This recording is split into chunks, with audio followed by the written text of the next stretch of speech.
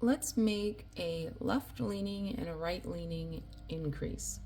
If a pattern tells you to make one right, or sometimes it'll be M1R, what that means is you knit to the spot where you're supposed to make one, and then you want to take your left hand needle and pick up this bar right here between the two stitches. You want to use your left hand needle and go from the back to the front. So just swing the needle to the back, bring it through and bring up the loop. And then we're going to just knit that stitch through that front loop. Just knit like you would normally.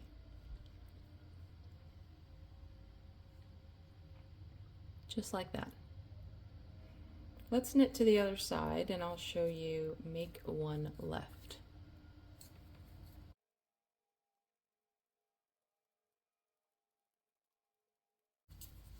So on this edge, my pattern has said to knit to the last stitch and then make one left, or M1L.